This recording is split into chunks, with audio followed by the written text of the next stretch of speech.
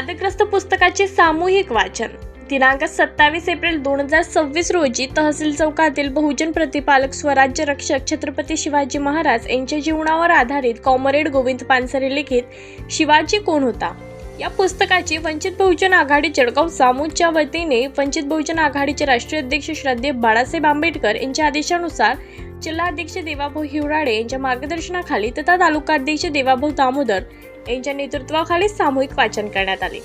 बुलढाणा मतदारसंघाचे आमदार यांनी पुस्तकाचे प्रकाशक यांना केलेल्या अश्लील शिवीगाळ व जीवे मारण्याच्या धमकीचा जाहीर निषेध करण्यात आला।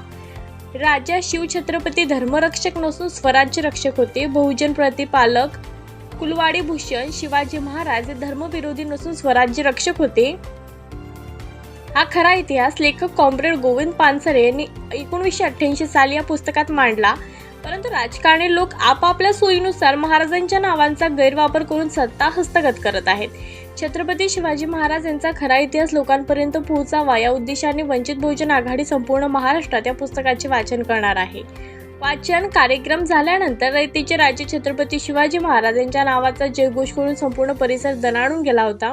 यावेळी वंचित बहुजन आघाडीचे तालुका अध्यक्ष देवानंद दामोदर, तालुका महासचिव सुनीलभाऊ बोदडे, माजी तालुका अध्यक्ष रतन नाईक, सम्यक विद्यार्थी आंदोलनचे जिल्हाध्यक्ष मोहित दामोदर, तालुका उपाध्यक्ष प्रमोद कोकाटे यांच्यासह अनेक कार्यकर्त्यांची उपस्थिती होती। दर्शनामध्ये वंचित बहुजन आघाडी जळगाव जामोद तालुक्याच्या कार्यकर्त्यांच्या नेतृत्वामध्ये आज शिवाजी कोण होता या पुस्तकाचे सामूहिक वाचनाचा कार्यक्रम आयोजन केलेला आहे। खऱ्या अर्थानं बहुजन प्रतिपालक कुलवाडी भूषण जाणते राजे छत्रपती शिवाजी महाराज यांचा गौरवशाली इतिहास मांडण्याचा प्रयत्न आदरणीय कॉम्रेड गोविंद पानसरे सरांनी शिवाजी कोण होता या पुस्तकाच्या माध्यमातून केलेला आहे। आणि इथल्या सो कॉल्ड हिंदुत्ववादी मनुवादी आणि संघाची चड्डी फाडण्याचं काम गोविंद पानसरे सरांनी या शिवाजी कोण होता या पुस्तकाच्या माध्यमातून केले। आणि इथल्या काही मनुवादी प्रवृत्तीच्या संजय गायकवाड सारख्या किड्यांना, मानसिक रुग्णांना ह्या गोष्टी मान्य नाहीत। शिवाजी महाराजांचा खरा इतिहास त्यांना मान्य नाही, त्यांना त्यांच्या सोयीचं राजकारण शिवाजी महाराजांच्या माध्यमातून करायचं आहे।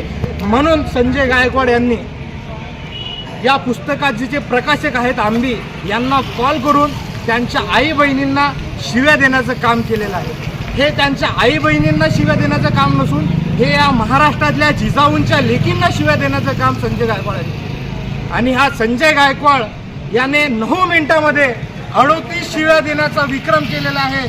मी इथं आव्हान करतो की संजय गायकवाड यांना एखादी टपोरी शाप विद्यापीठाने त्यांना पदवी बहाल करण्यात यावी।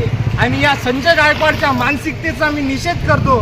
संजय गायकवाड एवढेच जर छत्रपती शिवाजी महाराजांना मानणारे असतील, संजय गायकवाड एवढेच त्यांच्या नसानसामध्ये छत्रपती शिवाजी महाराज असतील तर यांनी बागेश्वर धामला कॉल करून त्यांचे समाचार घेतला पाहिजेत। आणि याच्या अगोदर जेम्स लेननी जे पुस्तक लिहिलेलं आहे त्याच्यामध्ये जेम्स लेन म्हणतात Chhatrapati Shivaji Maharaj is the biological son of Ramdas Swami, याचा सुद्धा त्यांनी निषेध केला पाहिजे। संजय गायकवाड हा फक्त प्रसिद्धीसाठी छत्रपती शिवाजी महाराजांचा उल्लेख करतो। संजय गायकवाड हा फक्त प्रसिद्धीसाठी हपापलेला व्यक्ती आहे। संजय गायकवाड हा टपोरी व्यक्ती आहे, याचं अर्धवट शिक्षण झालेलं आहे, याचा कुठलाही अधिकार छत्रपती शिवाजी महाराजांशी बोलण्याचा नाही। संजय गायकवाड याचा कुठलाही अधिकार शिवाजी महाराजांचं नाव घेण्याचा नाही।